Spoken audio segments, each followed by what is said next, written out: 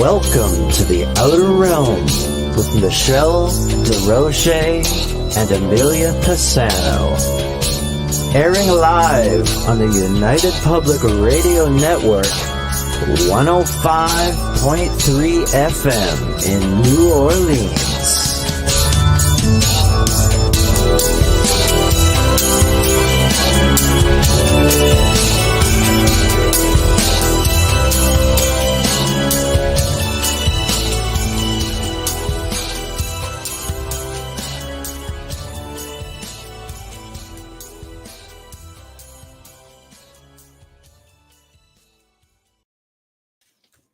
Good evening, everyone. Welcome to the Outer Realm. We are broadcasting live on the United Public Radio Network, UFO Paranormal Radio Network, 105.3 from the Gulf Coast and 107.7 FM from the beautiful city of New Orleans. We're fully sponsored by the amazing people over at Folgers Coffee who have been a part of our journey since the very beginning. So thank you, Folgers. We appreciate you so very, very much. Also, big thank you to Justice Snicker, a.k.a. Dr. Snick, the Sonic Surgeon, for his contribution of his time, his voice, and his music for the intro that you just heard. He's an award-winning composer of Halloween, horror, sci-fi, and dark wave electronic music, which can be found on all of your favorite music platforms. Also, big thank you to Steve McGinnis, the artist behind the banners and logos here at the show. Check him out on Facebook and Instagram. Also specializes in the horror genre and does a fabulous job, but can also do pretty much any commission piece, especially pets. I think that's a real big bonus. I always like to mention that. I know, right? I know. So tonight we welcome back the return of a dear friend, very special guest, Lesley Mitchell-Clarke. It's been quite a while since she's been on. She's a very busy lady. She's going to be discussing different types of extraterrestrial races. She's a past life and ET contactee hypnotherapist, and she's worked with a lot of people doing a lot of different sessions, and she obviously can't get into who or all the specifics, but she does know quite a bit about who's more prevalent, why are they here, what do they want. I think that's going to be a lot of fun, so we're just going to wait on her to come in, and while we're doing that, we're going to say hello to Dolly. Incoming CME. Great. I know. Oh, wonderful. That explain why I'm sleepy. I know. Great. Hey, Dolly. Oh my God. Everybody's chiming in. Hello, Duxie. Oh my goodness. Okay. We've got Dolly. We've got Janie saying hi to Wayne and Dolly. Nice to see you here. And oh God, okay, moving down online. So, oh my goodness. There we go. Hello. Oh boy. Looking forward to this show. Just saying. There's just a lot of to do with respects to hypothesizing. Who's here? How long have they been here? Where do they come from? Why? What do they want? Yeah, So there's stuff that, obviously like we're pretty stereotypical, and I don't like to, I don't really like to think that that's all gloom and doom either, No, but it's like criminal investigations. When you find out who, the next question is why. Right. We know who did it, but why'd you do it? Now we want it, like, once we know who is here, we want to know why they're all here. Right. I agree with you. And without further ado, here's the lovely lady herself. Hi, how are you? Hello, Michelle. Hello, Amelia. How are you? Hi, beautiful. How are you? I am great. How are you two fabulous gals doing this fine evening? Oh, well, it's fabulously now that you're here. Freezing, yeah. You look fabulous. That's all that matters. Oh, my God. That's all that matters, exactly. It's January, the 6th month in the year. It is. But we are in Aquarius, and I'm being an Aquarius right smack dab in the middle of it. I can feel the energy shift out of the, shall I say, odious Capricorn. Not not great, Capricorn, for me. Right. Mm. Being a fixed air sign, those Yes. little goats really bother me. Right. I think they bother each other as well. I don't understand much about that. I mean, I love my horoscope and everything, and I'm the confused fish that's swimming in both directions, and it makes total sense if you know my life. But it's just, I don't understand how the in the sun and in the moon kind of thing in the house of that part. I don't Mm. understand. Well, there's unfortunately a lot of mathematics to do That's with it, probably why. and Yeah. it's so for a lot of people, it's for a lot of intuitive people, it's not necessarily an appealing discipline.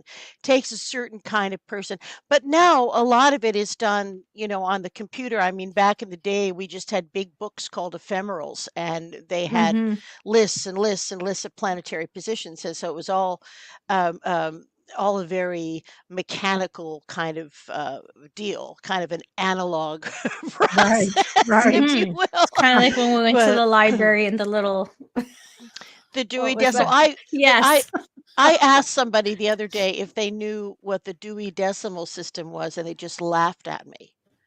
It's it, What? it's Yeah. it's gone. It's gone because It is, now and yeah, they're people just antiques now. yeah, they just so I have to wonder in the great libraries, do they still, like the Library of Congress, do they still use that venerable old system? I I don't That's wonder a if know. they shame. keep it I even think they in the should. room.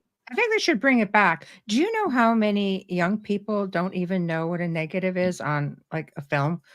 I remember doing an event one time and a woman came as a special guest because she captured the spirit, the image of a ghost. And Ooh, it was on a film. yes, And she wanted to show the negative along with the photo to show you can't yes, fudge this, right? yes, yes. And all these kids, and I mean kids, like even like teenagers would come in, what is that? It's like we live in a digital world. I was like gobsmacked. I'm like, what? No, Tell me but what this is. it should be I known just if don't you're know what in this was. working in a field that requires photography, you should know all the different mediums of it But it's not when just you're that. Well, recording anything. Yeah, but these are just people who came to the event to experience. Oh, We're talking Casa Loma, right? So oh yeah. okay. yeah, I used to be their representative and used to do large events for them. And they would come in because the photo was captured like back in the 70s. So Mm, on a film camera. So she was trying to show it to all these young people, and they were just like, they didn't get it. They they didn't didn't understand. know. No, no, So they didn't understand. parents were like, oh my gosh, I'm so embarrassed. Well, Just then like, I guess trying to talk to them about daguerreotypes would be out of the question. probably. So, I don't You just- know. yeah. I you know, think the old school recording equipment is unbeatable, unmatched, and you can't question it. there are No. still, speaking from my musician side, there are still Yes. plenty of musicians who are either returning or doing a kind of a wonderful sort of an analog thing because it's warmer. It's a Mhm. It warmer is sound warmer. and it's not just digital information. And, so they're going back to the bare bones, as it were. But yeah, I mean, and then if you go by the stone tape theory, goodness knows what we could be playing out there if we had the right lasers and such. Right.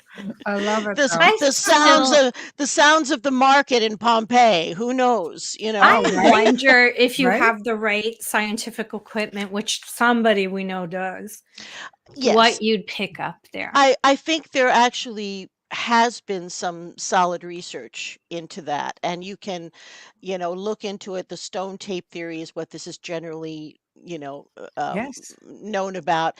But I do believe that at some university somewhere, they were able to get some sounds out of a grooved a Yes. pot that was thousands of Yes. years old. I know that has happened. It just requires, it's all it's all binary. It's all numbers. It's all It, ones and it is. zeros. It Yeah. is. I know we had a stonemason, Sean Williamson, on the show a couple times, and he was saying that he does a lot of repair work in some of the old cathedrals in Oh. throughout the UK and Europe, things like that. And and you can catch, because stone will resonate. It will retain the Mhm. sound. Mhm. And they were able, he was talking to us about how you can actually get sound from a lot of these stone structures, Mhm. Yeah. especially the nice round ones. Well, Yeah. there's I believe amazing that's true. acoustics in that cathedral. Indeed. Amazing Indeed. acoustics, and it's purposely built that way. Mm, Mhm.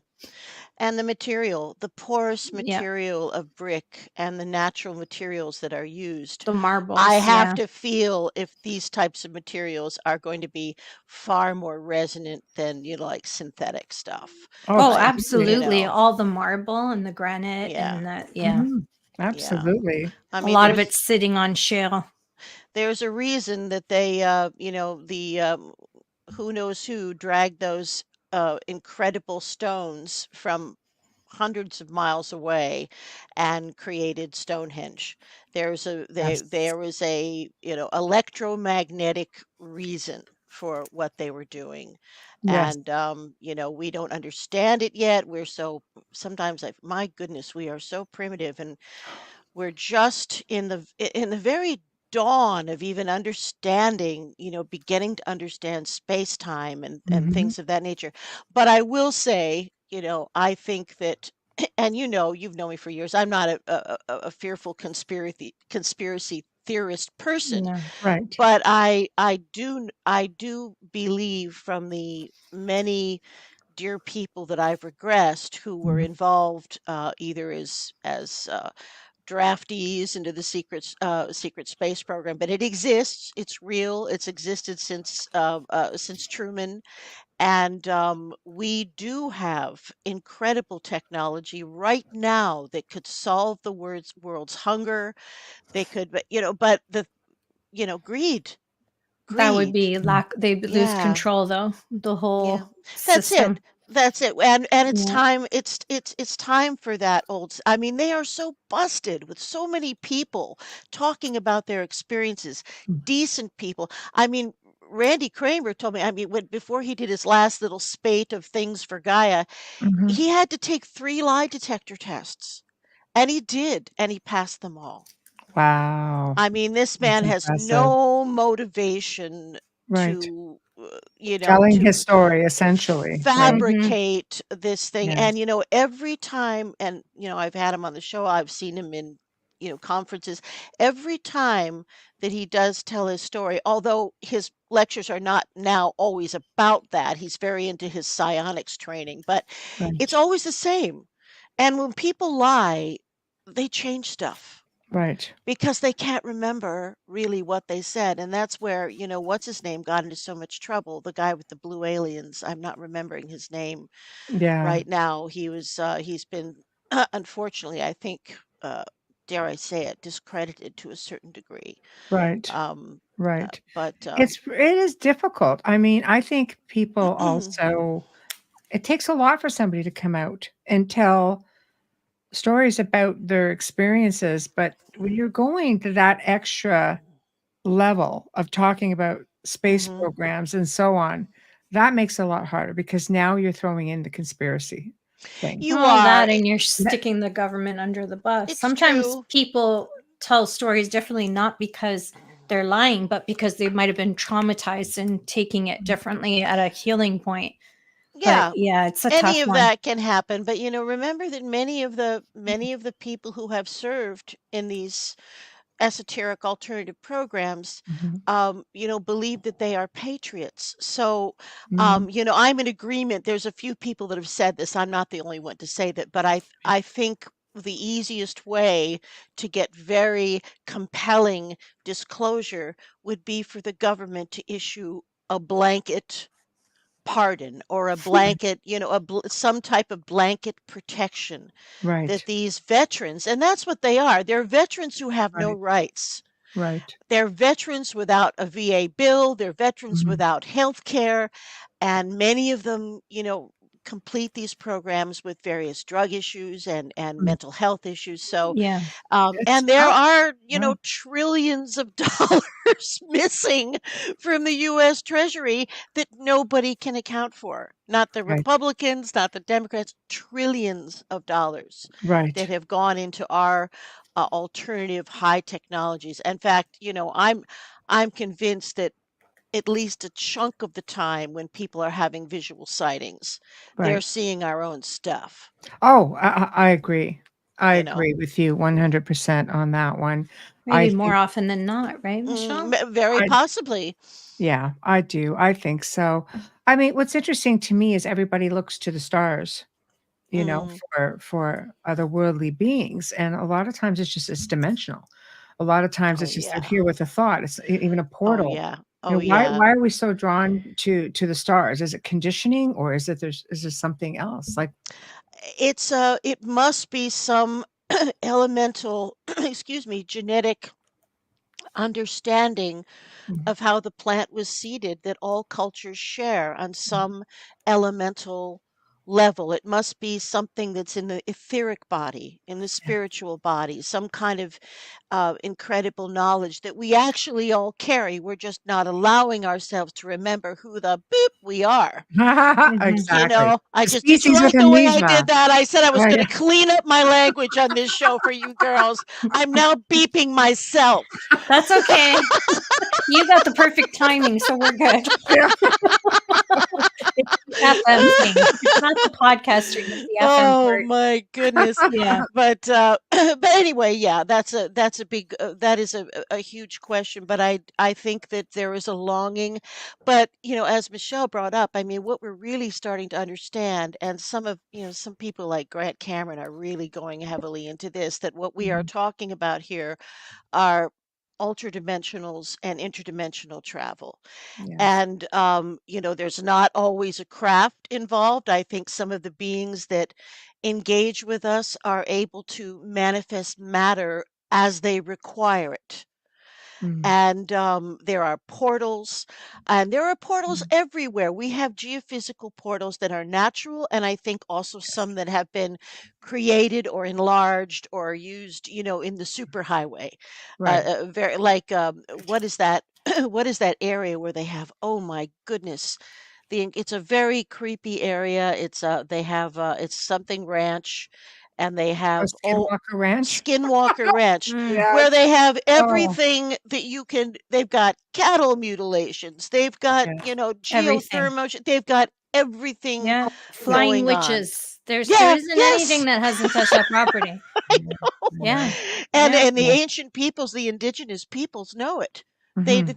They knew that. That's why they're not anxious to reclaim that property, I don't think. Aren't they? But I think I There's believe what I understood. I don't know if I understood this correctly, that they don't mention it and their tribes are pointed in a different direction. oh They won't yeah, even it's put their homes cursed. in that energy mm, flow. Yeah. Yeah. They believe it's cursed land. There was a tribal, battle war encounter, and the Oh. tribe that lost the right to that particular area of mm, land cursed it. And I mean, that would probably be some heavy duty mm. directed Absolutely. negative energy. So, but at least that's how they understand what's going on It's there, the that there's entire something. Yes. area, though. It's the whole damn area. It I is. have to They have one called wonder. oh, go Oh, go ahead. ahead. Go. No, I I was was just gonna say saying. there's another one called Blind Frog, Ranch, Ah, not far from Skinwalker. It's down the whole mesa. you have to wonder if there isn't some type of geophysical, I That's mean, really close. some kind of huge like quartz mega Mm, structure, or even, there's speculation that there is even some type of an active base. yeah, I hear so often about people being taken to in the scope of yes, these collaborative projects, taken to bases that are in the desert area, and you go mhm, underground and it's all there. So this is yes, a seems to be and I have to even wonder, I've also heard about this high speed train system, this mhm, magnetic train system that links major bases together mhm. under. And I've heard that. I've one heard that. one wonders, because it makes sense they wouldn't go halfway. Look, if they were doing something like that, Mhm. especially with the unlimited money, they wouldn't Oh, go they wouldn't go halfway. Absolutely. I agree with you. I mean, when you're looking, people come to you and they're like, okay, I need answers. What are you looking for with respects to my lab and a genuine contact? Like, what are the major differences? Well, Because a I lot of think people don't know. I think the presence of trauma is far more common when someone has been involved in some of these, gray human collaborative programs. Right. That is where we tend to see more, more torturous equipment used for this, that, and the other. They, I have heard the worst things I've ever heard, I will have to say, Wow. is that kind of thing. Now, I don't automatically at all go looking for that because No, of it's course not. not in the scope of probably, I'm going to say it's less than 10%, Interesting. maybe, of That's the scope actually of, good to hear. yeah, it's not nearly as horrific as you, I mean, it's horrific enough, but Yes. most of the people that do come to see me are experiencers who have been lifelong experiencers who are having primarily positive or informative encounters with beings that are seemingly quite genetically related to us. In other words, Mm. there's a lot of, Pleiadians and Arcturians Mhm. and beings from the Lyran system who are, Right. loosely, I mean, these beings can easily pass on Mhm. the street. I don't know if it's as easy for them to breathe and do all those different things Right. that they do, but they certainly have engaged with us, and they're benevolent beings, and they seem to be watching or monitoring specific people, and it goes through family lines. And I almost have to wonder if, in some cases, they aren't monitoring their own family lines Hmm. and their own progeny, because certainly there has been contact going back to, um, if you wish to go that far, the Mhm. eras of Lemuria and or Yes. Mu and Yes. Atlantis, and Yes. that Yes. these super societies were in fact set up at a much earlier time than what we're talking about with the Anunnaki, and beyond Yes. that, much, much deeper into antiquity. Right. And so I think, we're the hybrids, really. Yeah. We have nothing to be afraid of. We are the hybrids, and we have incredible skills that have been dormant simply because we have allowed ourselves to feel like lesser beings. Right. Well, I think part of it is conditioning. From the Mhm. time you're, you're little, you go to school, you're conditioning as parents, I mean, as to how they were conditioned. I always say, like, with a species with amnesia, Yeah. it's Mhm. with fluoride, Global amnesia, calcification. yep, Yeah.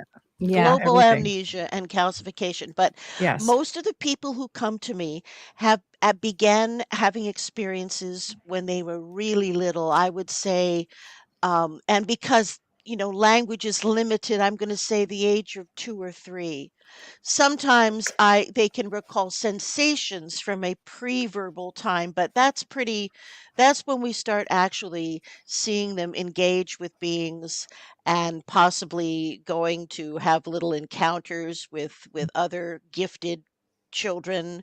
Mhm. Sometimes they're taken on craft, and they play little games which then become other kinds of tutelage for psychometry and all telekinetic thing, all kinds of Yes. stuff. The Yes. and this is a commonality. Like, I would ask some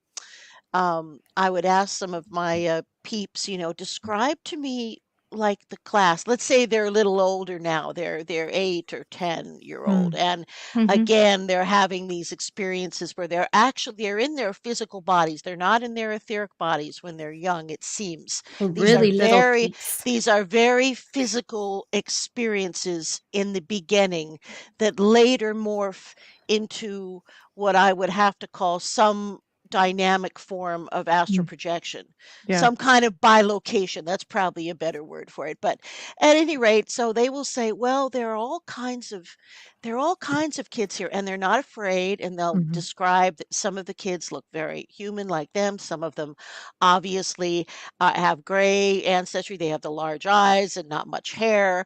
There Mhm. are high, so the little kids that are taken on board are No put in. prejudices. No, and they're put Yeah. into classes with children that we must assume are being raised on board ship, Right. because possibly, I mean, these hybridized kids, they may or may not be able to exist in our earthly atmosphere. No way of knowing, but it seems to me that the ones that are more fragile or that Mm. can't do that probably spend their lives on board craft.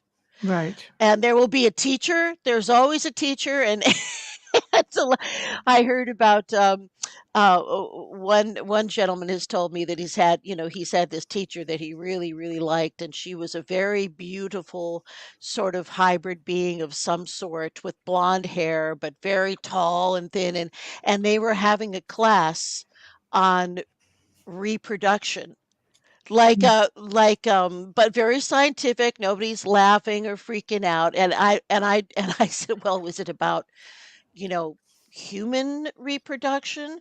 And he said, well, it's more about how it works with DNA and egg. The It's technical side of things. yeah, Right. Right. so there you go. So that's good.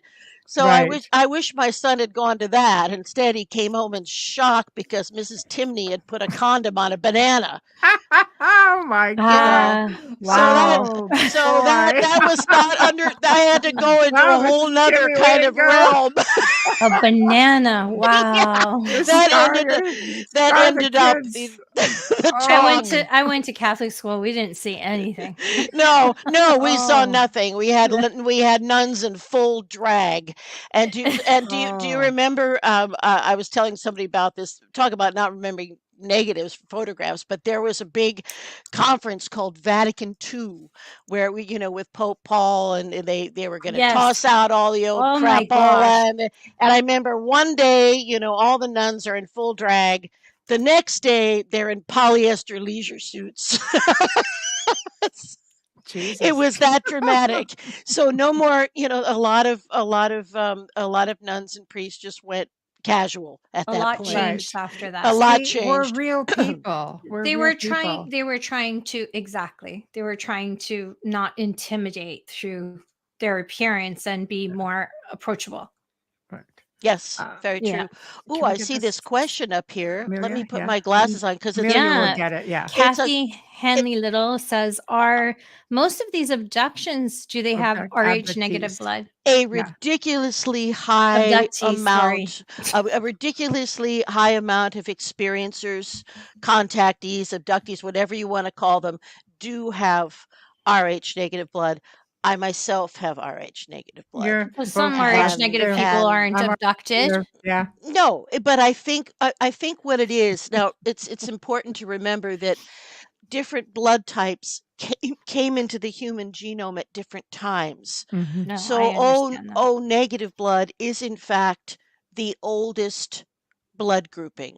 So Yeah. it comes from some beings that did not have a relationship with any sort of evolution from simians. No, Mm. I'm ORH negative. That's why I made the joke. Yeah. I said not all of us have been abducted. Not all, but it is a trait of people who probably No, you're supposed to say um no, Amelia. You've never been abducted. You're fine, no, honey. That was you've your never. cue, Okay, Lesley. you're totally safe. You've never Thank been you.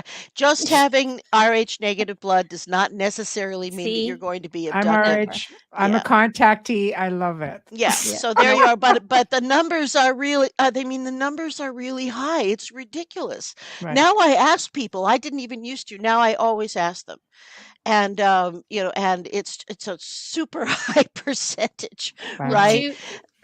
Do these people who are RH negative that are like up there in the masses upon masses, the high percentages of being abducted, or being abductees. Sorry, I need to change the That's way I all word right. that. That's all right. Word it any way No you want. coffee today. Like, it's killing me. It's okay, dear. Just Right. whatever, however you want to say it. I love you. So I'm just wondering, are they being abducted by the same races? Well, I think we have to think in terms of many organizations Okay. where there are, of the good, of the, positive beings, they collaborate with each other. I have rarely heard about anyone who's had a lot of experiences where there weren't a variety of beings that came into the picture. And some of them, now, for instance, the Greys, and I know we've talked about this before, Oh, but that's okay. We have a lot of new listeners, so okay, go ahead. Yeah. it's my feeling that many of the Greys are biologically engineered. They're more like cyborgs. They don't seem to have a soul presence. And even when, I will ask when I'm working in hypnosis, I will ask my client to uh, deliver a question to one of the Greys or to try to get some information. I'm always saying, you can talk to them, just do it with your mind. And there are rarely complex thoughts there. Right. Like they may get a sentence or a word, but it's very, very different from communicating with, a fully biological being, I think.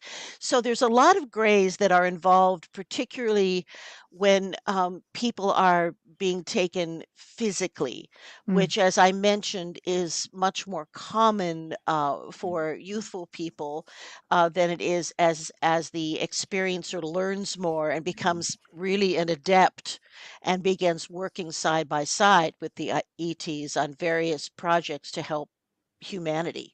So there is a real positive aspect to all of this. It seems the goal is cooperation and helping us as we, roll around in the primordial slime, helping us to remember who we are. And all of the disciplines that people are involved with, the spiritual disciplines, yoga, there's a wide range of these things. They're all about remembering who you are, I believe. Yeah, I agree with you. I think that due to the fact that we have been suppressed so much and that our memories have pretty much been hijacked, I think they do come back in, and I think to a degree they're trying to undo a lot of Yes, that damage. But we've been I think conditioned so. to fear them, to Yeah. fear anything out of the norm. Yes. And God-fearing people, and I have to say, I'm just going to relay. I've said this before on the air, but when I was about 14, I'm very liberal-minded and very, being my awareness and my spidey senses, as I call them. Well, my aunt, who's very religious, became very concerned. My mother's like, "Oh, stop it, mother and parents Yeah. saw things all the time. What's wrong with you?" Anyway, they sent me to talk to the new hip priests on the block, right? Oh yeah, it was an experience. And this man was telling me he was actually pretty with it considering because he was younger. But Uh-huh. I'll tell you one thing that he mentioned, which we are living right now.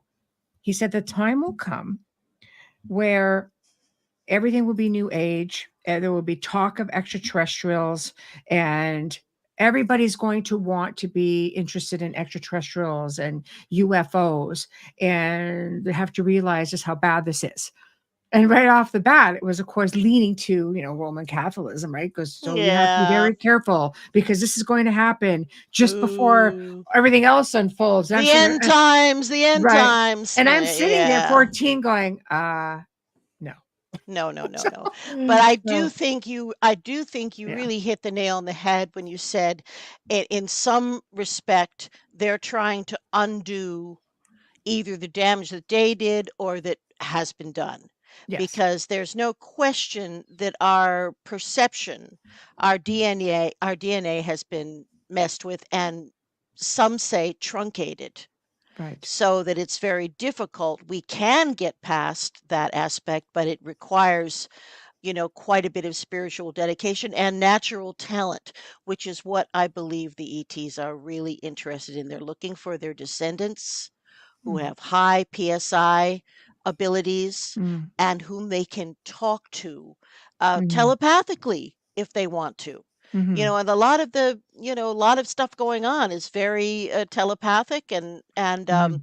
one thing I did also want to say when you asked about this collaboration of beings, I know that I don't know if you've ever had Daryl Anka on the show, but he channels a being called Bashar, who is a I hybrid. I haven't, but yeah, I've explored doing He's that got a very that is full trance channeling, which is something that we don't see all very that often. often. Right. But his being Bashar, it really lives in a massive mothership that is operated and peopled by a diverse group of Mhm, ETs. And by diverse, I'm saying there are insectoids who mhm. are, generally speaking, very benign and loving beings, believe it Really? or Right. not. Yes, there are most of the insectoids. I mean, you hear bad stuff, and it's About the like mantis, everything. There yes. are, there are good people and bad people, Of and it's course. it's the same Yes. thing. But in general, the mantis beings engage very openly and have done on many ships. Now, this is interesting. They don't always show up themselves because wherever they emanate from, it's a tough trip, and maybe there's not a vortex. I don't know, but they are very skilled at projecting a kind of holographic image. Right. So some of the beings that we engage with it's like they're using Zoom. I mean, Right. it's like, Yes. why should I Yeah. bother getting on the Long Island Expressway when, Mhm. Right. I I could can just just do do it like this? this. That's Yes. right. So Right, there right. is an aspect of that, and the insectoids seem to do that quite a bit, which I believe, I think Randy Kramer told me it's because of where their location is quite Right. distant. Now, there are also all kinds of reptilian beings, and it Tell us they about those because that's a 50-50. Some people yeah, are I mean, and there's a difference between the reptilians and the draconians, yes, which people don't realize that there is a difference. But yes. some people say, "No, horrific experiences." Other people like beautiful experiences. Hmm. It's like everything we're talking about. It completely, but I would have to say that the negative experiences are in the tiny minority. Right, They've right, happened. I'm not going to tell people. I will never tell someone or argue with them about what they experienced, right, No. because anything is possible in this massive matrix. Anything's possible. right. But I do know, for a fact that we even have treaties with various reptilian groups. Hmm. And we may even have some of that type of DNA in us as well. I I believe we do. I think we Absolutely. do. I think, but I Yes. think we are extremely squeamish about anything that is not mammalian in I think origin. reptilians are the closest looking to anything demonic, and that could be why as well. Yeah, and maybe seeing them has even inspired the idea Mm, of the devil represented in that way. Mm, mhm, true. It's Yeah. possible, but mhm. they look scary, but they to us, but just like everything else, there are planets of them that are wonderful. And as Mhm. you said, the Dracos, that's something else. I believe they're shapeshifters, and that's another kind of thing that is very frightening. And they're ancient Or again, they're ancient in the extreme. or Why are they could it be that they're just projecting what they want Yes, us to because see? they're psionic masters. Yeah, I would think that would be a little bit easier Yeah, than the physical shapeshift per they're se, and I'll exactly. pretend to understand, Yeah. or are th- what is they that do, the what they can't do. race? Sorry. Is that the race that we believe was here before us, or the insectoids?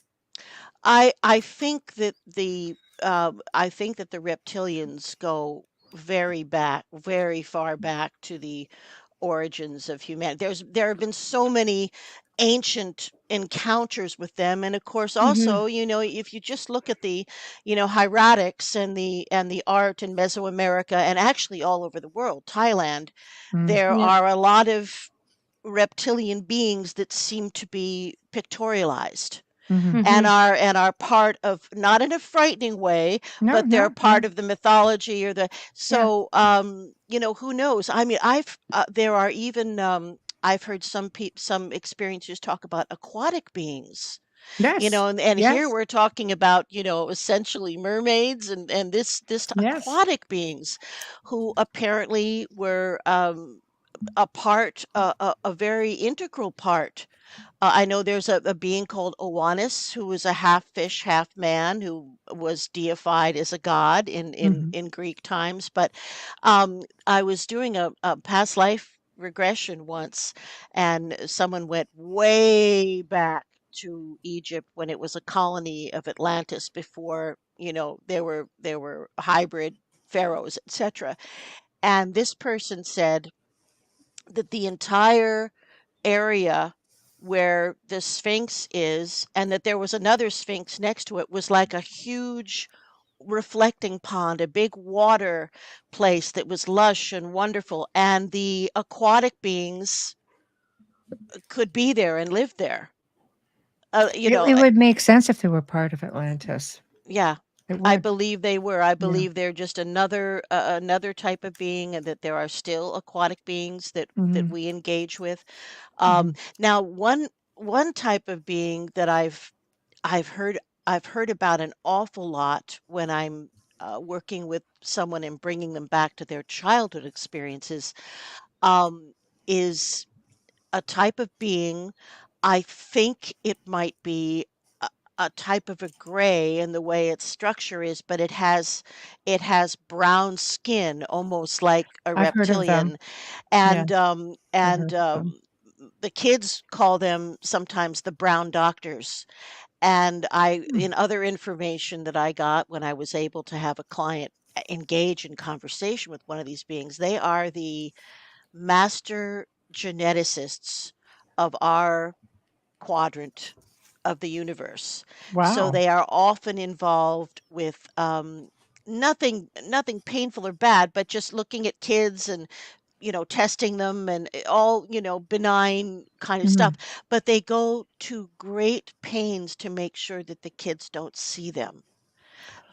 Mm, They wear like what you would call commonly like a monk like cassock with a yeah, hood, yeah, that's part of their normal, dress, and they don't want to frighten anyone, and they're really concerned about it. So if they're walking a child, 10 or 12, down the hall, there'll be one on either side, and they stay out of the periphery at all times. And they probably use other technology too, to not right, be right.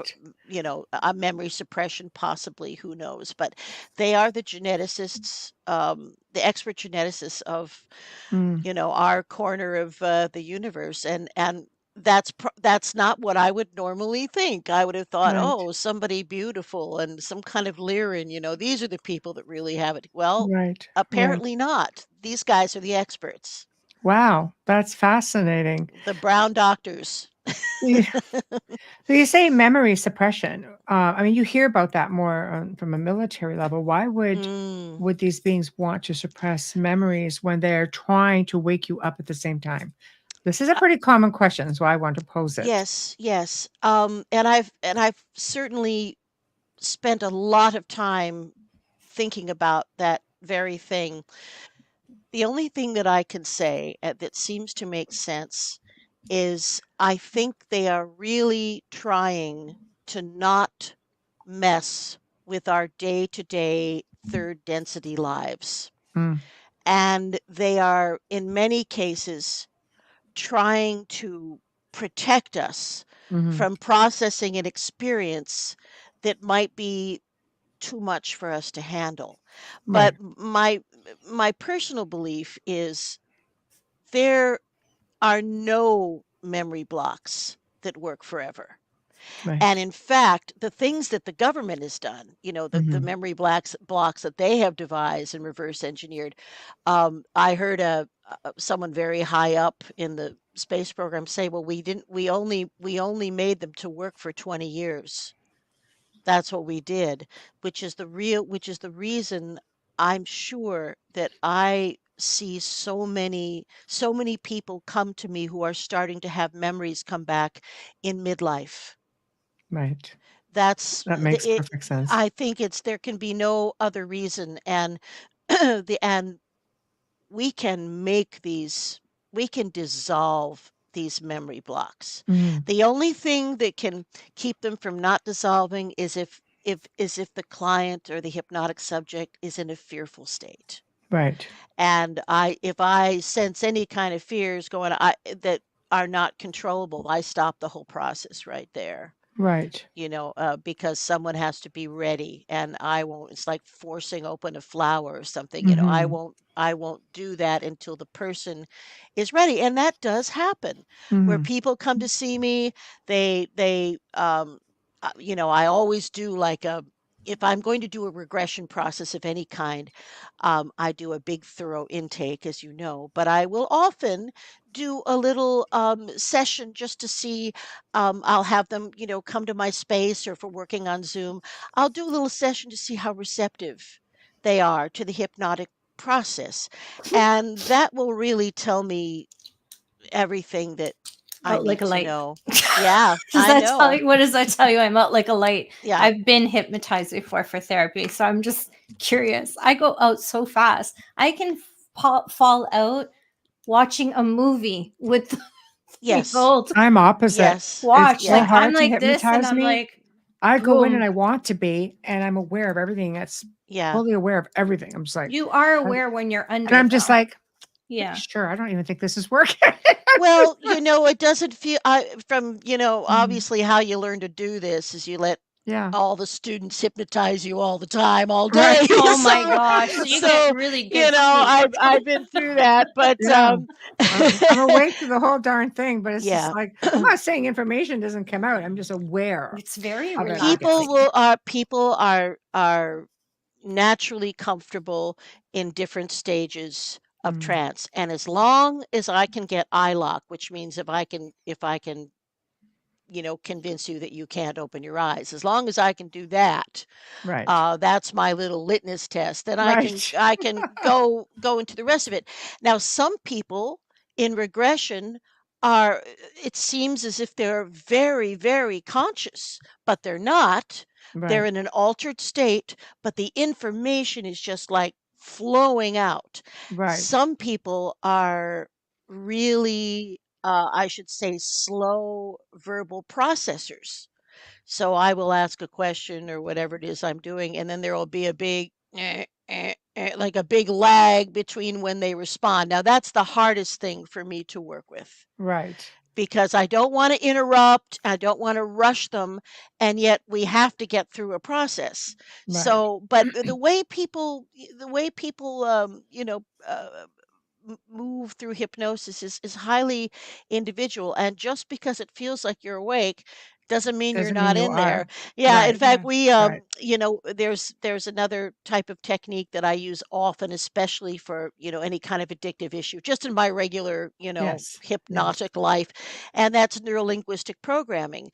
And sometimes we even call it waking hypnosis, because the person doesn't have to be in what we would call a typical trance for it to work. So I use a lot of that with kids too, Right. because it's very Right. hard to get them to settle down sometimes. They don't understand it. I think for No. me, being a medium and a remote viewer, that I pass out easily because I'm so used to You going go to there. a different place. Yeah, you know exactly where to go. So I'm probably a dream client, Lesley. Like I'm out the minute you start. By 3, I'm like gone. Try Yeah. to put I'm me the under opposite. I'm anesthetic, like, and I'm wide "Nope." awake. Do it again. Can you get Well, this, Amelia? I'm like, sure, either way is I'll go there okay. for you. Either Hi. way is okay. Believe Yeah. me, it's really okay. You just know where to go, and you choose I to go trust there. it too. I Whereas, trust it. I think that Michelle, just by knowing her, I think that she is a more analytical person, and she is, and doesn't I want to want miss it out, though. and doesn't want to miss out. Well, you get it. You can be We'll have to hypnotize you through me. Yeah. I can't. Yeah. Use For you me, I'm both. just like, no, do it. I want to go on to it. Just, I don't know. Our Here's dear a friend question. Sherry, Okay. What is Sherry she's a going to dear ask friend. me? She asks, do you Okay. feel that Oh. going through hypnosis as an abductee helps trauma or make it worse? I hope you're okay, honey. Oh. Well, what I will say about that is knowledge is power. Right. And I think that it's important to remember that by the time someone comes to me, and I am in school to finally be certified as a psychotherapist, but I'm a hypnotherapist. I don't have the medical credentials to do a lot of stuff that Right. a doctor would do. So many times, by the time someone sees me, they have exhausted what I would call traditional mental health protocols. They've probably seen psychologists. They may have even had some, treatment for like some ketamine treatment for depression. I mean, who knows? They've Yeah. tried usually everything, but these people have sleep disturbances. They have dreams that are not really dreams, but they're recollections. Mm. They may still be having active physical experiences. They may wake up with marks on their body and bruises that don't make any sense. So many times these dear people have become so discouraged that they really believe that they're losing their minds. Mm-hmm. They really do. And so the great beauty, I have to call it beauty because the beauty of it's a beauty of human transformation. When we get in there and they understand that they are a very special person, and sometimes they even remember that their siblings have been taken along with them, Mm. or maybe their grandma, that everything always comes out, but then it's put into perspective and they think, well, I'm just special and I can integrate this into my life. The idea is um, to really stimulate the idea that they are very sane people, and fact, probably more sane than other people because of what they are learning and doing, and that it's okay to integrate these experiences into your life in a healthy way. And to me, I have a lot of, there are a lot of techniques for releasing trauma if people have had a traumatic experience. And as I said, it's not common, but it has happened. Mm-hmm. I have all the same kind of techniques that I use for people, like police officers with PTSD, the same type of techniques that I use for relieving that type of trauma, I use. Right. Within the parameters of Mhm. my training and my licensing.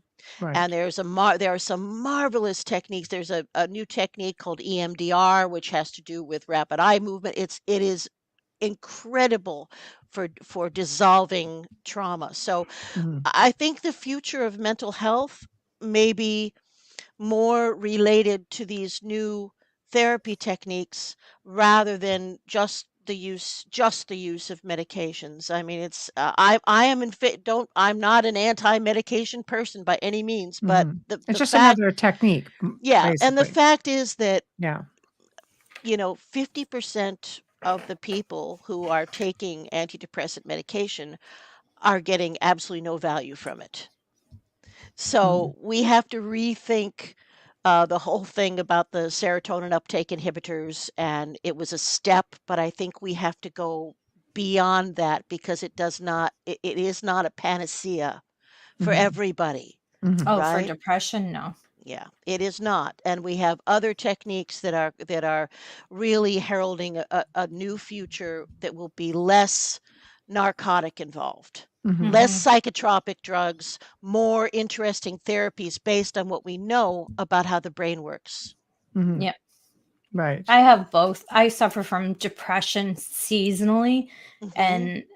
and I always suffer from anxiety. And just recently I had to up my meds and I was very disappointed because I worked so hard to lower them. Hmm. But when I Hmm. look at what dosage it's at, I'm like, this is a joke. Like I can handle it at this point where I couldn't so many years ago. And I think people have to know themselves as well when they're going through it. But I agree with you that the antidepressant way, and I'm not going to say it in a way that we get pulled, because I'm not a doctor and I'm not giving medical advice. I'm speaking from my own opinion. Yeah. That it's not always the right way to go.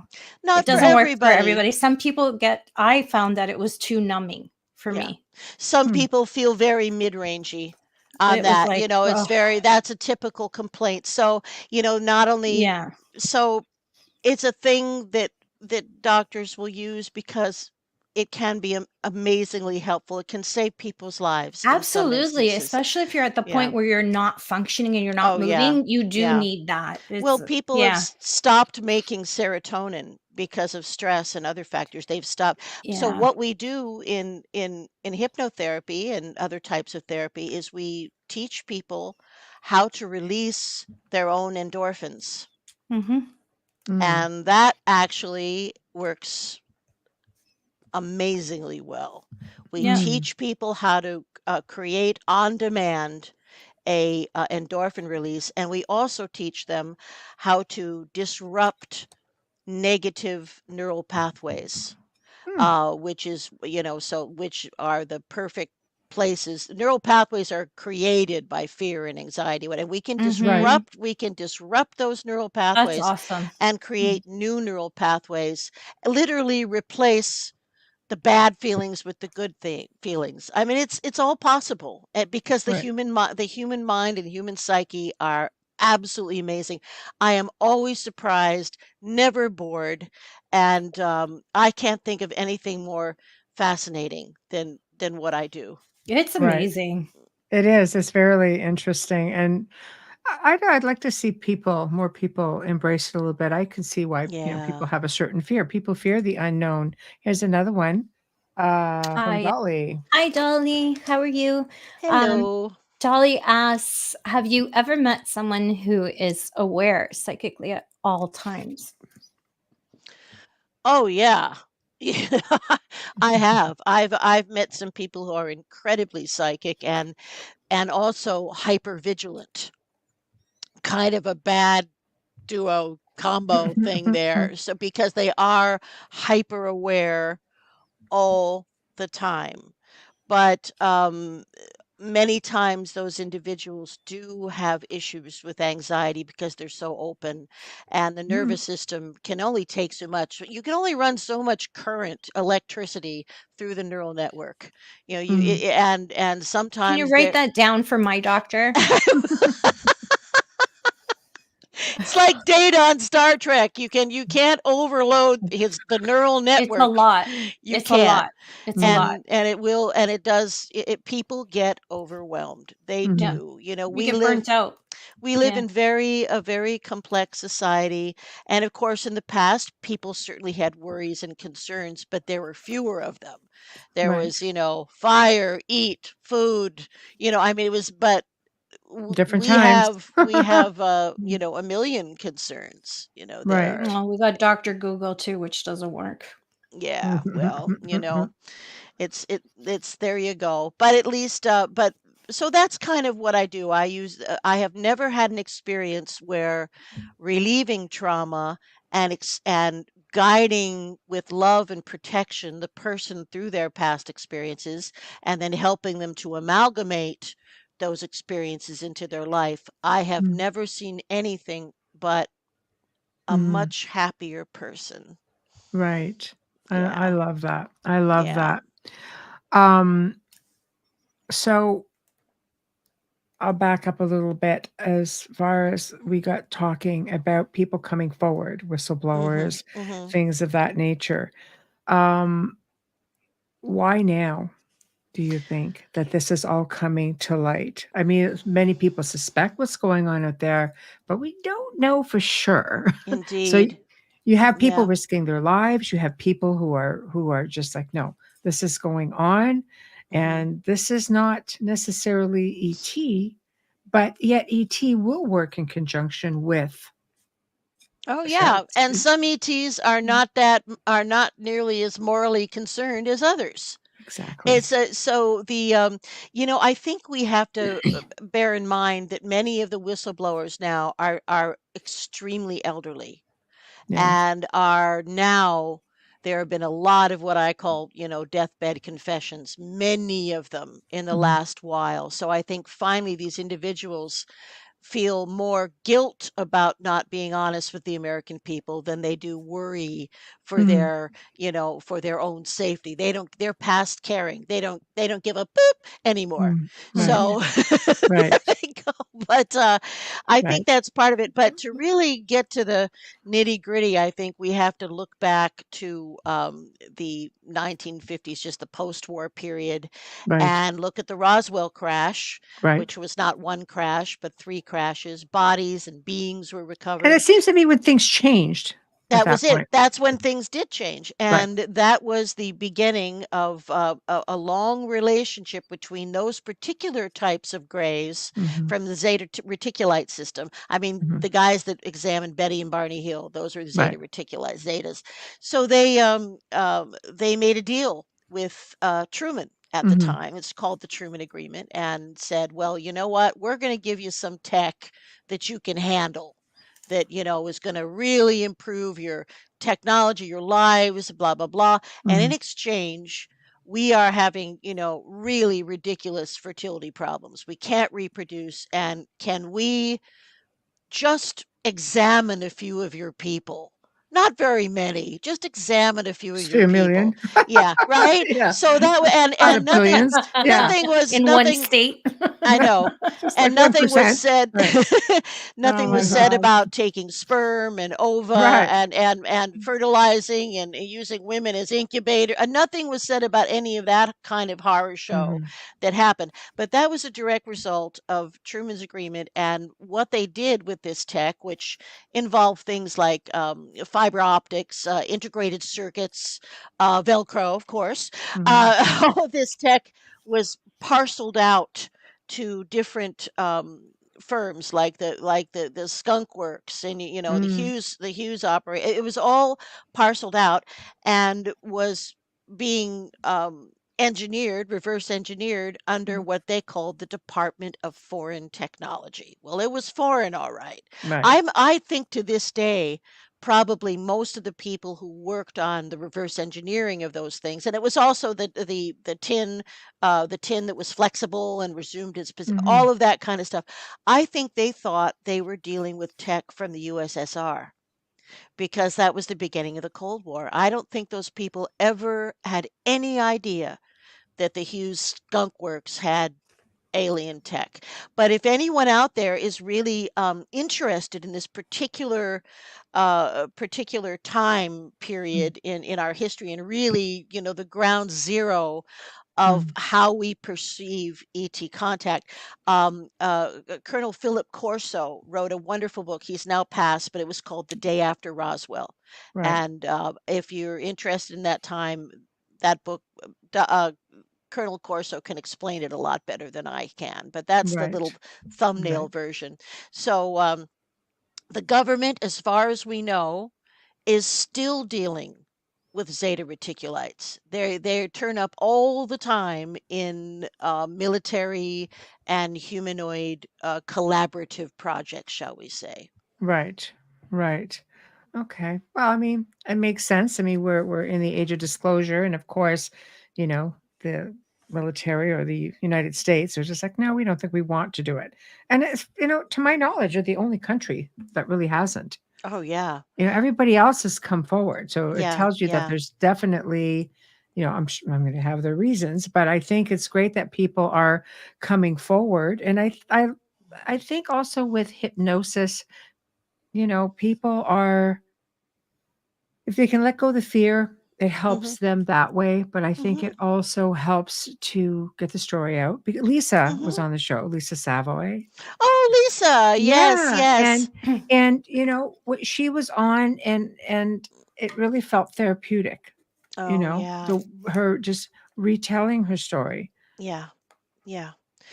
So is another lifelong experiencer with more experiences that I could shake a stick at. I worked with her a lot, and got her to the point where she was able to even to write about her experiences. Right. And it's she's had quite quite a situation. I mean, she has a very special attachment to one particular ET that she calls Angie because she thought she looked like an angel Right. when she first came to take her when she was a little girl.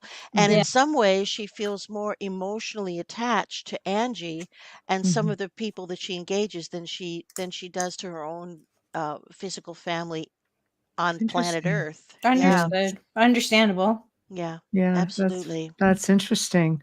Tamara has a question. Amelia? Yes. Sure. Hi, Tamara.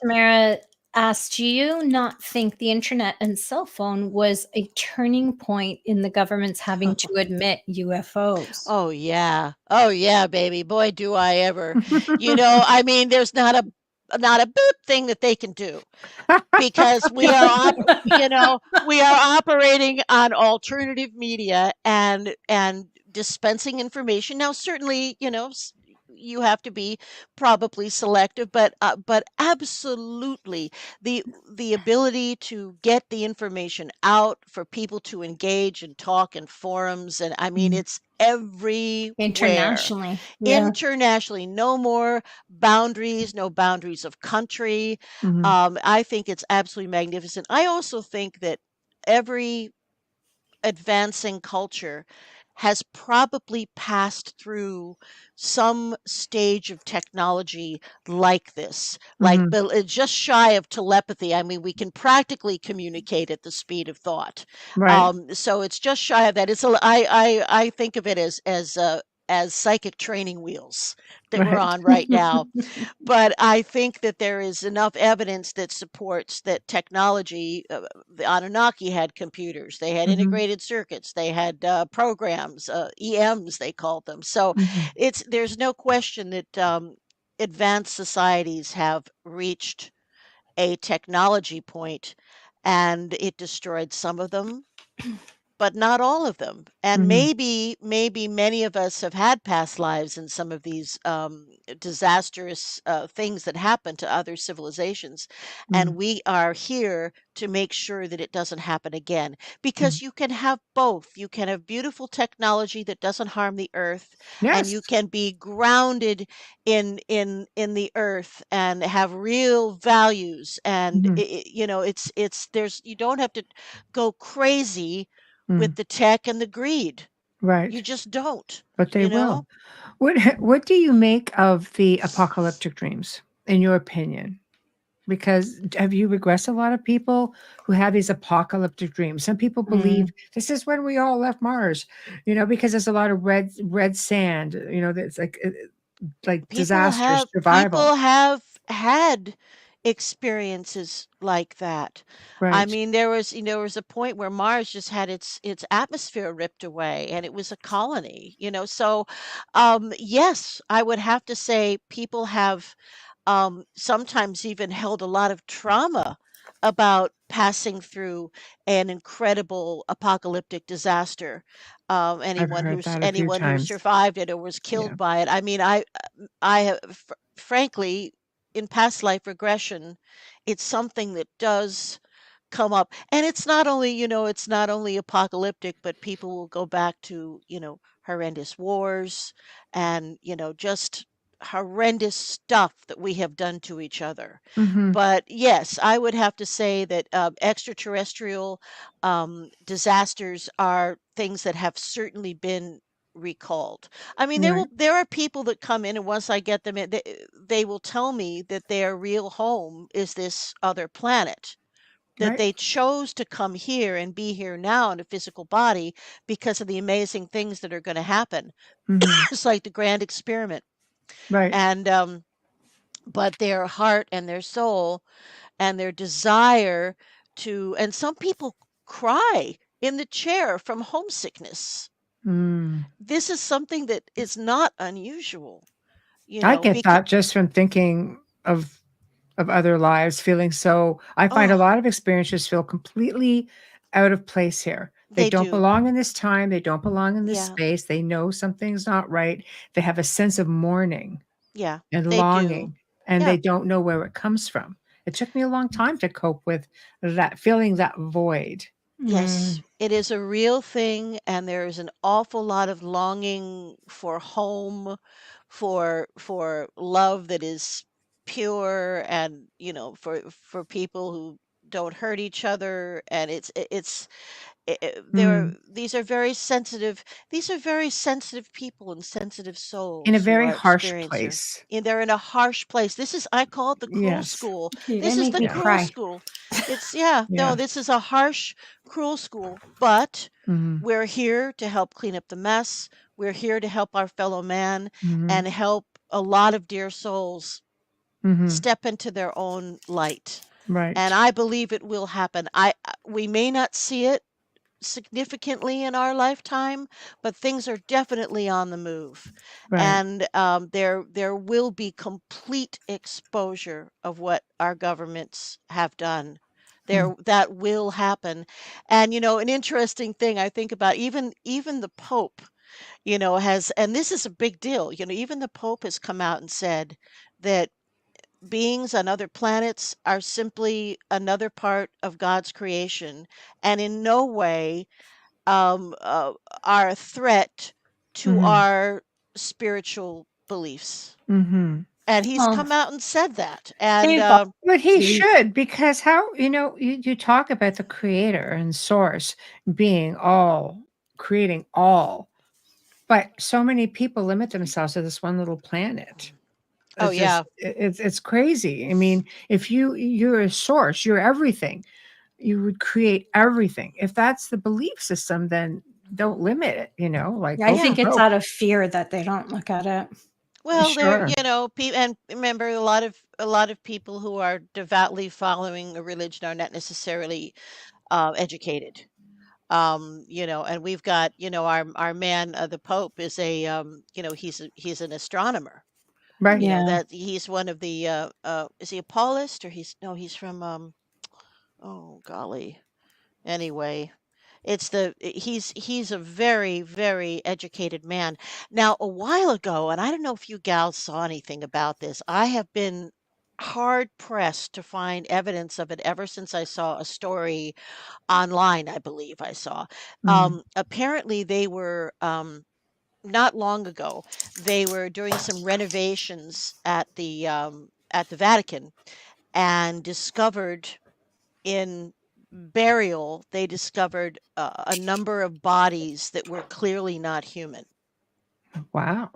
Yeah, Wow. and then we heard nothing about Mhm. it. I didn't It hear was just anything about this. it was Wow. this was years ago too. It was completely if it Before happened. Francis, like that far back, Lesley? Before It was before Pope Pope Francis. Francis. Mm. It was in the time of Pope John Paul, actually, I No, it would have believe. been hidden. Yeah. Yeah, so it came out, and then was hidden, but my feeling is that at the Vatican, um, there there is a lot more going on than Mhm. we may have Well, thought. there's a reason why it's a city that's They have it's a alien country. skulls and such. Mhm, It's They its do. own country. People don't Yeah. mhm, realize that. They're mhm. like, the Mm. Vatican's not a country. Yeah, it is. Google search Yeah, it. And it Mhm. also has its own police force. They lock their gates. I yeah, think it's about 10 o'clock at night, so you yeah, can't enter the city. that's right. Mhm. They do not abide by the Italian law. It's completely No, different. they're autonomous. They're a Yeah. principality like Monaco. They are, Yes. yeah, Mhm. that's kind of what they're like. But yes, Yeah. and I think that they have been involved. I think they've been involved with ETs since the very beginning. Well, they don't they Absolutely, Since have and they that the have giant evidence of that. telescope? You can find Oh it. It's out yeah, there. They oh yeah, definitely have it. Well, they So, yeah. also, and then you have to remember the great artists that, came from there as well, that had put them in their artwork and Oh, Da Vinci. played a little bit with that. Da they're in a lot Vinci's of was one artwork. of them. Yeah. Da Yeah, Vinci yeah, was huge on the cosmos. Da Vinci was huge, but they yeah. all of the artists of that time. You have to remember too, when people say, "Oh, how is that possible?" Think about the population, how small it was there then. Mhm, Think mhm. about how much time they had on their hands. Okay, time to notice things. Because that's a big one. Michelle Just- talks about just- that all the time, just with just spirits. Look around the world. I mean, hieroglyphs, petroglyphs, ancient structures, monuments, out of place artifacts. I All over could the go on place. and on and on and on. You can't. There is no discounting it. No. The Vatican pumps a lot of money into astrology, Oh, hence yeah. the telescope Lucifer. Mhm. I mean, there's a lot of money. It's endless. Mhm. So they can do a lot of research. They don't have to rely on funding. It's No. all there. That's right. So literally, the sky's the limit for real. Well, Yeah, but they've been in Lucifer touch. originally, he's the giver of light. That's why they named Yeah, him. the That's bringer- why they the- named it Lucifer. The bringer of Yeah. light. Yeah, we just Yeah. react to that name, unfortunately. No, for because sure, of- for sure. But it's Yeah. it's just a bringer of light. Yeah, that's right. So what was I going to say? Some other thing about the Pope. Well, actually, again, we're talking about when you talk about the Vatican, you're talking about the beginning of the Christian Church. There is so much.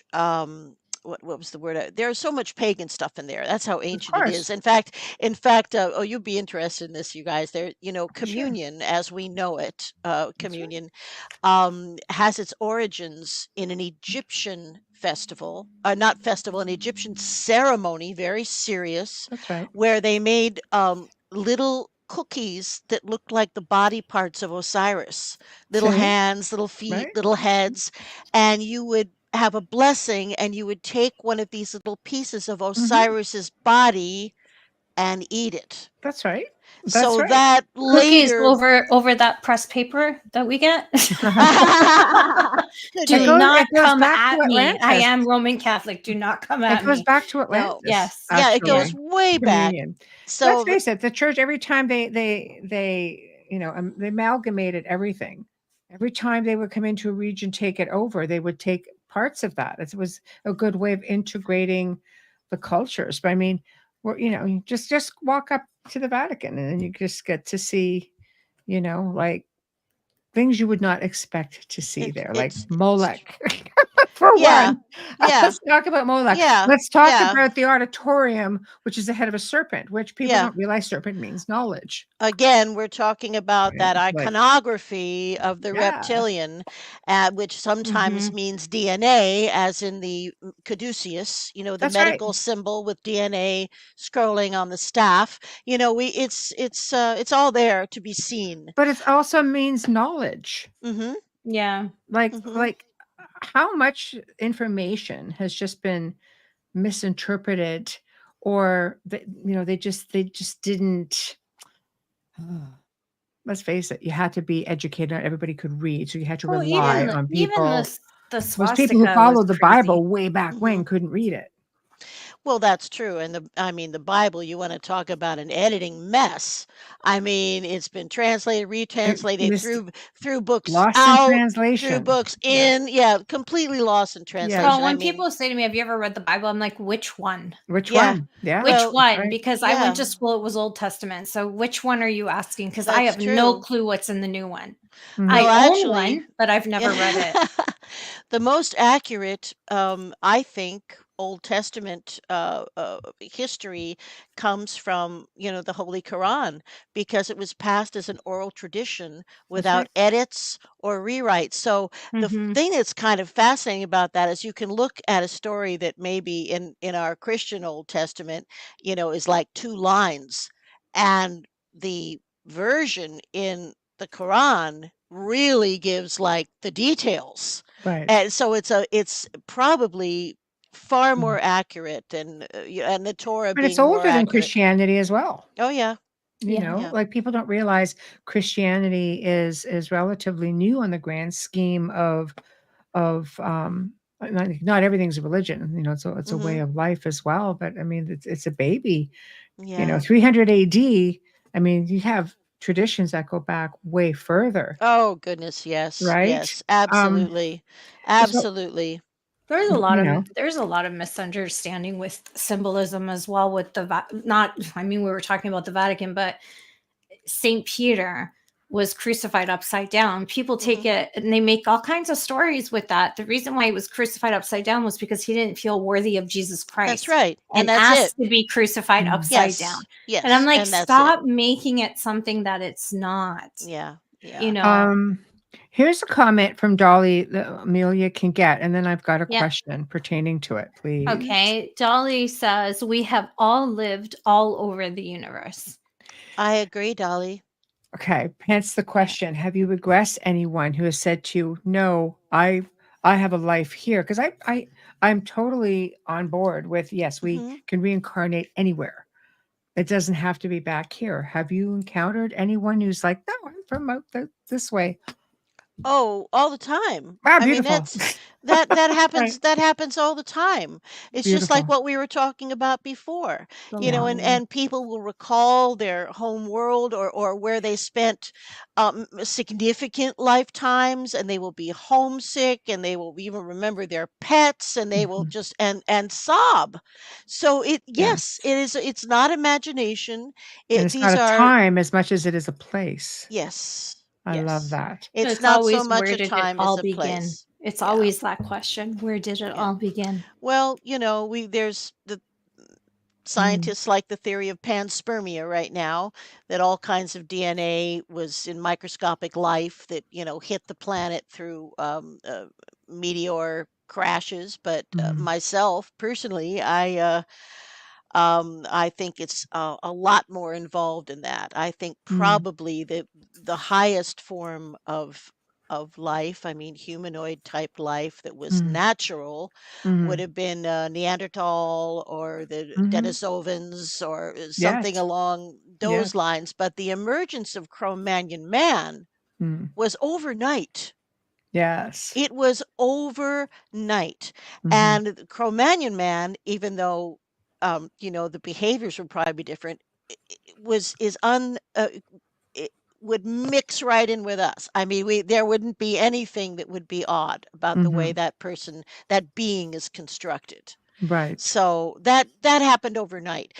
There is a true, you know, there's a whole missing link thing that is for sure a valid point. There's a big chunk of evolution that is missing. Out of Now, this world intervention, I'm thinking. yeah, absolutely. And Yeah.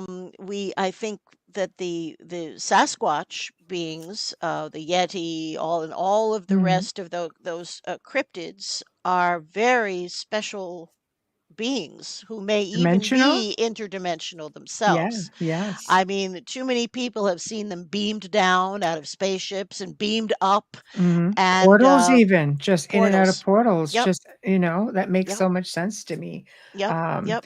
We're going to take a quick break, station and Since sponsor we're doing ID, station please. IDs, right? I know We we had a are. discussion, but I didn't know if it was Yeah, absolutely.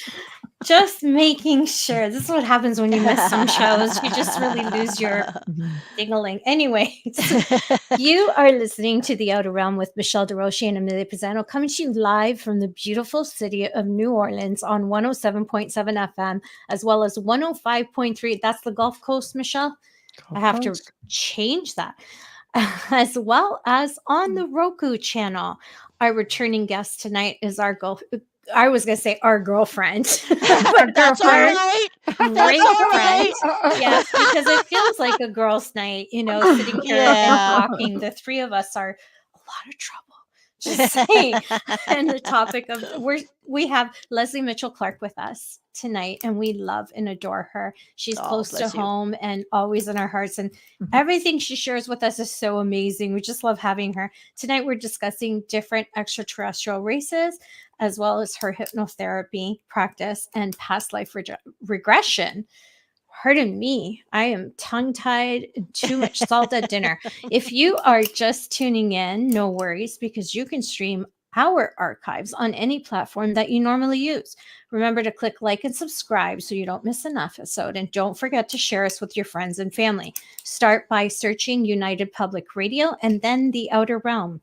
A huge thank you to the wonderful people at Folgers Coffee for your continued support in sponsoring our show day one and continuing. You guys are amazing. Thank you so much.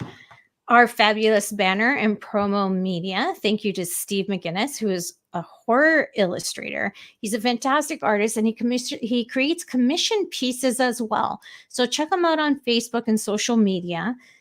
And next, I'm losing it. Sorry. Loving our intro. Sometimes we can't get that outro in because our show goes in for a little bit past the point. Shh. But thank you to Dr. Snick, the sonic surgeon. Justin Snicker is an award-winning composer, vocalist, and musician. You can find his music on Amazon and Bandcamp. Stream him on any platform that you use. You can find Dr. Snick on Facebook and Instagram. And as I've been mentioning the last couple months, you can use his music in your stories on social media now, which is really cool. But he posts some really cool little video clips with his music if you follow him on Instagram. If you don't, you should be. Now, if you're watching us on Facebook Live or YouTube, make sure to take that cursor over, move that little arrow, and hit like and subscribe. And don't forget to share us with your friends and family. Then we're back. All right. It's a long one. It's a long one. Especially when you've missed 2 weeks. It's like, I know somebody's been slacking off, taking 2 weeks. Yeah, it's like, and then I had too much salt at dinner, and like your mouth, you know what that? Like, you can't eat heavy and then speak. No, on a microphone. Indeed. Well, I was talking about somebody about the way we ate in the 50s, and the way, speaking of salt, the way like my mother cooked. My mother, God bless her, she really believed that frozen vegetables were better for you than fresh ones because they got them right at the right time. Yeah, I remember hearing that. And I'd say, "Oh, but Mom, these things, they just taste like shit." She said, "That's okay. Let me get some more MSG." Right. But that was the thing, and that was before there were any restrictions on things and no awareness, really. Well, there really still isn't, because people are like so about Himalayan salt, but yet don't look to see how that fits into your diet. Because if you're on certain chemicals, medication, the chemicals in the minerals in Himalayan salt can it's not going to work. Well, things can be contraindicated. That's right. Yeah, thank you. That's the word I was looking for. Yeah. See, we're girlfriends. I thought that might have been the sentence. word. I thought that might have been the word. word. I'm like, come on, spit it out. No coffee today and too much salt. Wayne said he's going to go make toast now. Wayne's okay, Wayne, go ahead. Horror, not a horror illustrator. Horror. I'm pretty sure I said horror. In New York, we say a horror show. Yeah, right. I got family there. So, okay, let's talk. This is what I've been mentioning to some of my more versed friends and our more versed guests. Project Bluebeam. Project Bluebeam. Blue Book or Blue Beam? No, Bluebeam. I don't know what that is. Oh, okay. Well, we get to educate you a little bit then. Good. Well, good, this good, is, good. just because we've been on the topic of whistleblowers and such, and Project Bluebeam is what they, military and government are going to come in to give false flags. And that's what they call it. Oh, wow. False flags.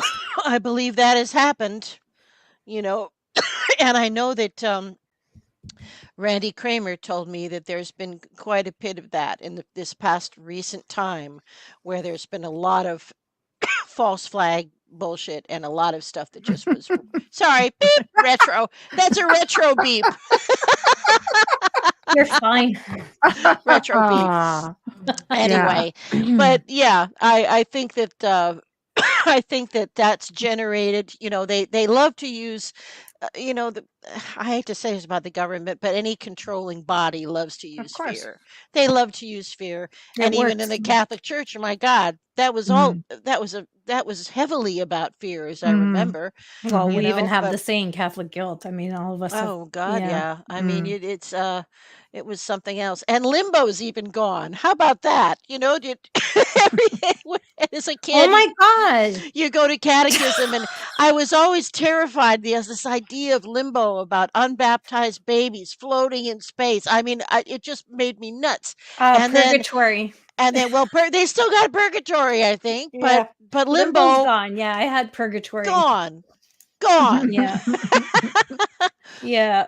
I think we have But to yeah. start looking at things a little more realistically Mhm. now, but yeah, I think we're going to start seeing signs of that, a divide and conquer, I sort of, do. Yeah.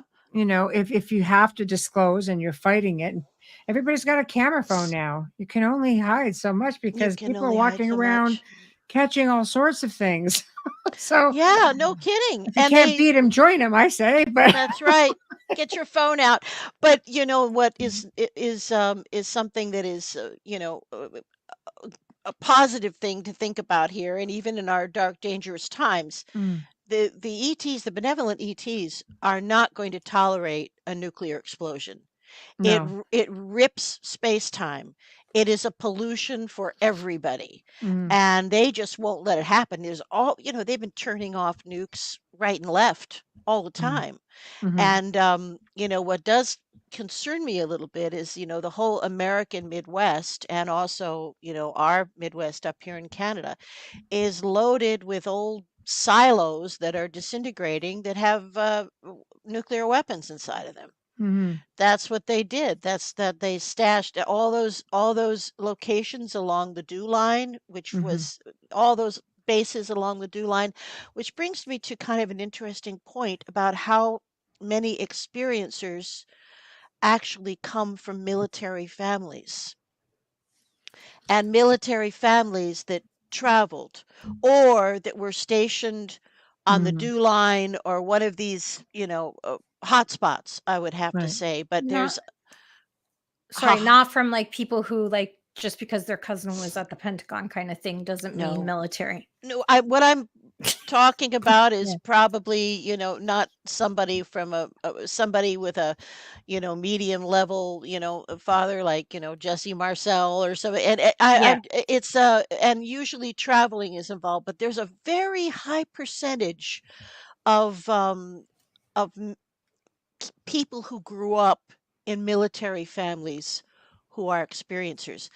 Mhm, And I have to wonder, why is that? Are they are the parents somehow offering them up for approved contacts? Or have they been what's the word I'm looking for? Sort of groomed and discovered as being psychically talented, and then do you think that integrated. they would be more apt to be military abductees? Not that they're not having experience, or, um, not that they're not having genuine extraterrestrial experiences. I think it's like anything else. The military's job is to, well, we want to know what you experienced. Oh We yeah. want in on this. You're our people. And if this is happening to you, then we've got the right to go in there and figure this out. You work for us, or Yes, this is your but family. You know. yeah. Well, I think we can. There are some tasking things that I hear over and over again, Mm, and one of them being that there is right now, as we speak, there is a Mars Defense Force and there is a Lunar Defense Force, hmm, and there are bases on both planetoids or planets, if you wish. mhm, A lot of it is underground, and on Mars, they are also sharing the planet with several different varieties of reptoids who hmm, live primarily underground. Now, most of them, there are treaties, but there still are mm, little forays and conflagrations that go on mhm. between indigenous. I believe they're indigenous. They live underground, the indigenous As they reptilian do beings, here. as they do here. So Right. I Okay. think that that's something that I hear about. I've heard about combat Mhm, with these reptilians. I've heard about how they are psionic experts. In other words, mm, there might only be 30 of them coming out of a craft, but yet they are able to use their psionic technique to make right. us think there are 5,000 of them. Right. That's so they have those skills together. And the something interesting that, well, actually, Randy Kramer told me this, but I've heard it also another place, is before combat happens and say you're assigned to the Mars Defense Force and you're putting on your gear, Mm, the suit itself releases some kind of ridiculous what's the word I'm looking for, like amphetamine like blast of different stuff. crazy. So when you're out there, Mm, shooting those reptilians, you're high as a bat. Jesus. So, they are amphetamine-like compounds and other Mhm. stuff, and it gets in the suit and it goes right into your system, and then you go out and S- fight. s- So, Mm. question. These are coming from people who have like clients. Like some Yeah, of these are so. yeah. So my question is, could it be? And because again, I don't go under like most people. If I do, I sure in hell don't know about it. Anyway, but could it be implanted memories? Or is it a genuine memory? How can you tell the difference? I guess is where I'm going with it. Well, we usually can get both. In All other right. words, if something has been suppressed and replaced, we Mhm. call it a screen memory, and Okay. I can get the client to allow it to dissolve.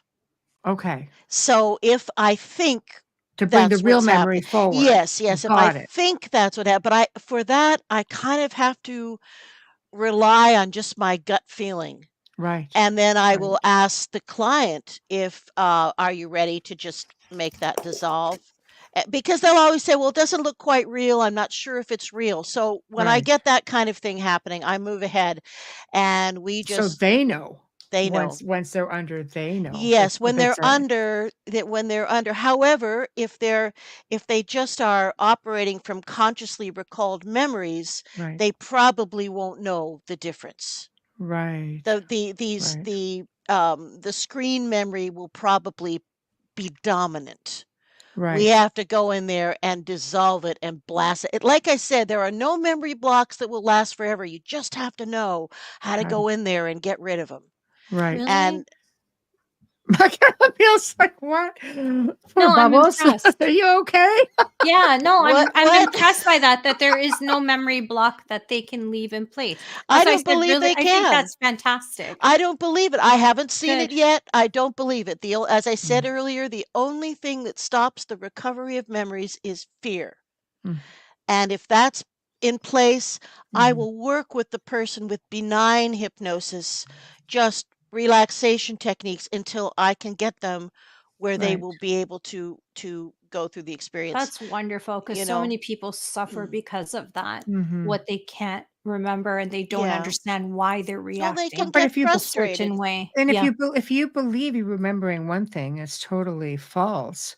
Like, do Mhm. you run across that a lot, or is that like a Well, there are I've heard some, disturbing things, especially if they come from the time period yeah. where sperm and ova are being harvested. If we're going back a little ways, so someone would have to be probably about my age to have, Mm, experienced things in that time period.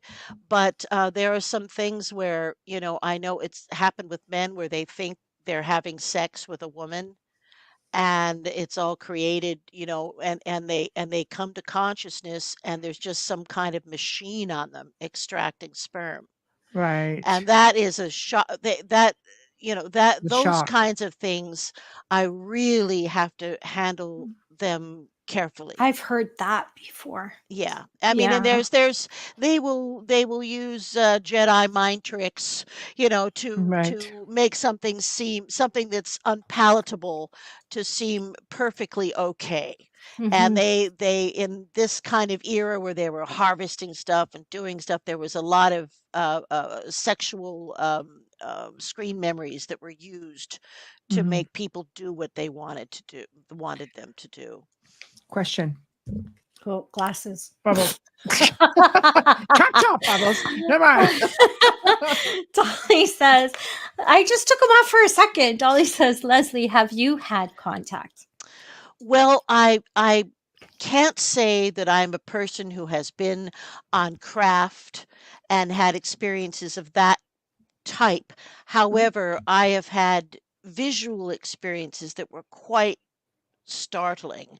And a lot of that began, it may have occurred in my childhood too, but I haven't explored myself in that way. But I was working as an actor. I'm actor and singer too. I was working as an actor at a summer stock theater, and one of the gals who was in the company with me, we got to be really good friends, and at the time, I thought she was terrifically old and savvy, and, and I'm sure now she probably was not even 30, right? So, but at Right. that time, I thought, "Oh, isn't she exotic?" So, I like we that, exotic. exotic, she That's was nice. fantastic.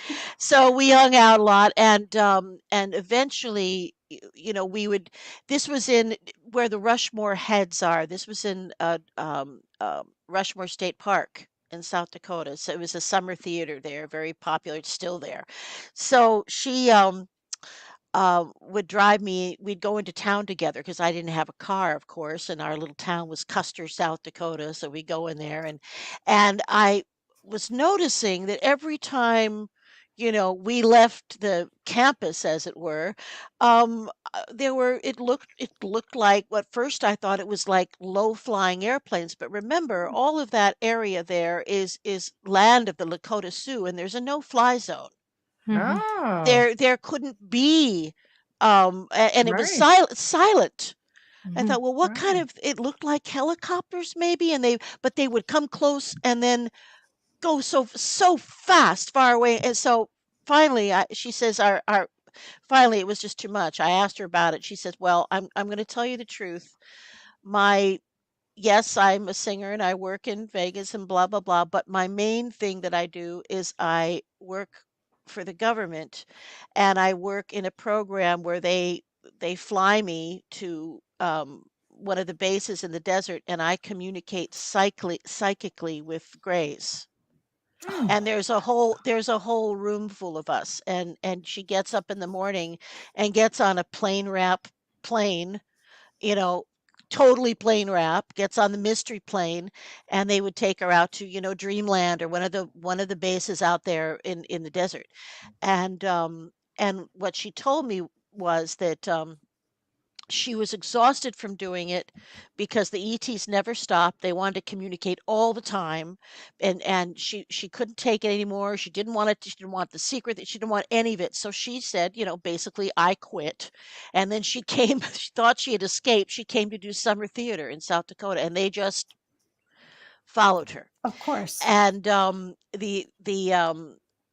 other short little story about that is that one afternoon. Um, I was hanging out at the snack bar. I did that really well. I was hanging out at the snack bar, and it happened to be right across. Snack bar. They don't even call them that anymore. I No, love but it was, I and love the it was a snack bar. classic snack bar, and It's a good one. it was right across the way from her little dorm room, right? So there's nobody in this area, and this is a company of like 300 people. Hmm. And there's nobody there but me, and I see this like latter day kind of town car, but out of time, like too old. This is 1973, and it looks like a 1960s town car with even, Hmm. I think it had maybe the wings in the back. You know what I mean? It was completely out of time, out of date. So it sped around in front of the theater and pulled up in front of my friend's space. And these two men got out, and they were dressed like George Raft in the 1940s. They were wearing the shoulder pads, they were wearing 1940s type suits, except that their pants were really short, and it looked like they were wearing orthopedic shoes. Like they were really heavy, and I could see their skin. I wasn't very far away, maybe 15 feet or 20 feet, and the skin looked plastic. I can't describe it any other way, like a doll Hmm. face. They I didn't was look like real skin. oh So Interesting. they just marched right into where she was. And I thought, and then I came back to sanity, and I said, what the beep. These two guys just went in there, and I got to do something. I don't know what I was going to do. Beat them with my tuna sandwich. I don't know what I was going to do, Wow. but I'll show you. yeah, I'll show Oh you. my gosh. I Right. feel Don't so mess old with right us. now. Between the tuna sandwich and the snack bar in the same conversation, I feel so old. Oh no. Yeah. Well, anyway, just as I was about to make my big move, these two guys came out, got back in the car, and pulled out, like really fast, leaving a big dust thing, behind them. And after I pulled myself together, I went in and I said, what the bit was that? And she said, well, they are not accepting that I don't want to do this work anymore, and they came to put pressure on me. Well, I mean, she's lucky that she just wasn't taken. One does not just, I would imagine, walk away from that sort of a project when you're not supposed to know about it. I or wonder, care yes, I about mean, it. I think it was collaborative, so there was some government responsibility. I think they were, reluctant to do anything stronger than that. And they did have a room full of people. God Right. knows how many people were actually doing this. Right. I'm just Right. dying at Wayne's comment. They could have had people everywhere at every base Right. involved in telepathic communication. Mm-hmm. They could have Yes. been, It's crazy. So It's I crazy. lost touch with her, and I tried to find her a few years ago, and I was not successful. But I often wonder, I often wonder if she was able to leave that, and Right. Right. so That's interesting. So yeah, it's very cool. What a sighting that would be. Wayne says, so they So- look like Mark Zuckerberg. That's why I was laughing when you were talking. they did. They looked about as healthy as Mark Right? Zuckerberg. You Yeah. think with all that money, you They could like do did. something about that color. And that hair. What's with that Yeah. hair? But his Pants. clothes are expensive. His clothes are really expensive, but they're like quiet luxury. And all he wears is the same t-shirt every single day. Yeah. But they say No, it I has think- something to do with that type of IQ. Because it's Oh, I easy think he's for on them. he's on the spectrum. Are you kidding? He's on the spectrum. Right. He is. I almost choked. There's so much that we don't know. It's a whole other show. That's a We should do a conspiracy show. well, Yeah, that's one hell of a that's right. conversation because if you've watched the film and the story, he didn't come up with the concept. He just put it out there. Yeah, I that's know. right. That's I know. right. Stole it. Like a lot That's of good right. things. We For are, those, yes, he did. Yeah. we are already like up at the top of the hour. Gosh, where did that time go? I know. That's okay. We'll just do it Oh again. my. We'll just do it again Okay. sometime. Well, You I know. hope that I feel like we talked about some really interesting stuff, and Yeah. it was and great. I love to talk about this stuff. I'll answer any question that comes up, even if I don't know, I'm going to tell you I don't know. Right. Honest to God. And if anyone out there would like to reach out to me, you can do that through my website very easily, which Right. is Lesley, Lesley. It's the female spelling. Don't misgender me. Lesley. I love you. It's in the show description as well. Okay, there it is. I can't get Right. through. At lightworkhypnosis.com, there's a little thing to fill out, and even if it's just a question, and if you feel like you've had experiences, I mean, I'm really, really happy to talk to you. And these days, if it's something you want to explore, we can work together on Zoom. You wouldn't think it works as beautifully as it does, but I got to tell you, it does. So Oh yeah. it's I an love option. I love it. I love Makes it. it more accessible. I Yeah, know. yeah.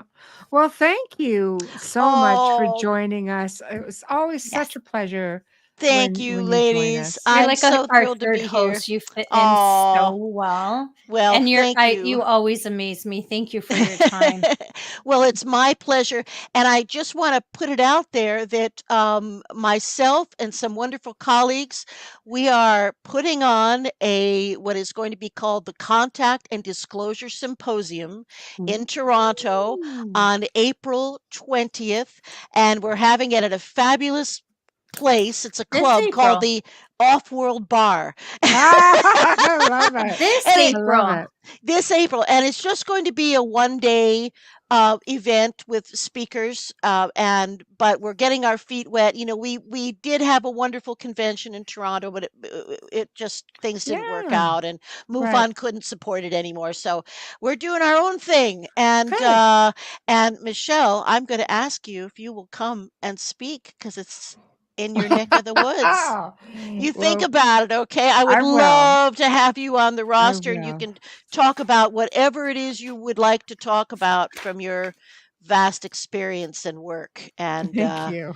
Send us all that let me know. information, and I'll put it on the group page Oh, I will. for the I'm just about to. symposium. I'm just about to. I haven't even done the press announcement yet, so I'm just Okay. about to do the ticketing, and I'll send you everything. We'll do That a would be nice. great because then I can promote it on our different pages as well for you.